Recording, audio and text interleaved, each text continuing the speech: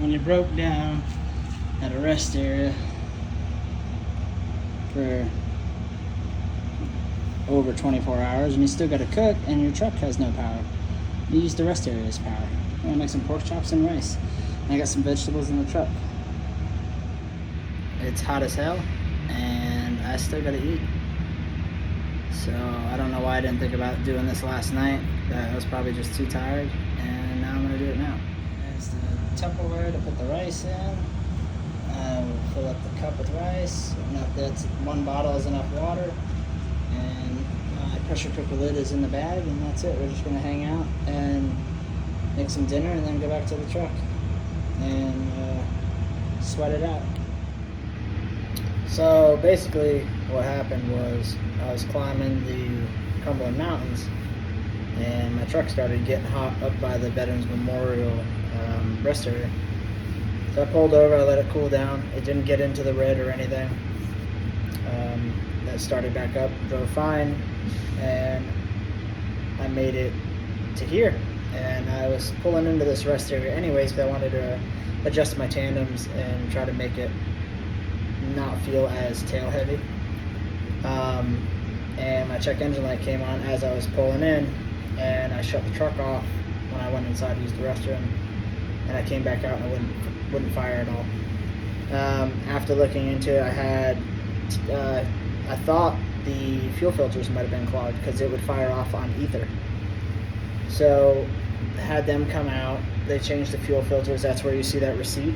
That was $1,150 roughly just for doing fuel filters. And didn't work, so he left. And there's really nowhere around over here.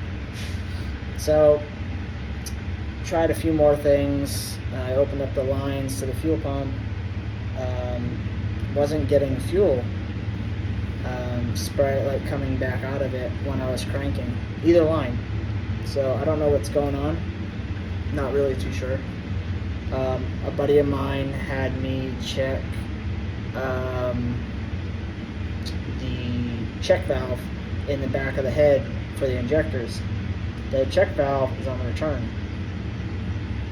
So I cracked it open because some other people say to bleed that to try to get some air. If you can get fuel out of there on the return line, then that means you're supplying fuel up. So I got fuel, I tightened it back up, tried to start it again, still nothing. So the only other thing I can think of right now is it's either the SRS sensor, because I do have a code for that, or it could be the TRS sensor. I'm pretty sure it's probably the SRS sensor. However, I'm not 100% sure because it's something electrical for sure, because every sensor that's on that harness with the SRS sensor gave me a code. I also got a code for voltage for the boost sensor. I got a code for the oil pressure sensor and the SRS sensor, as well as the coolant sensor. They all tie into that same harness. I don't know how they go about it. They have these, it looks like a harness lock to where they teed into it with another wire, and it's locked.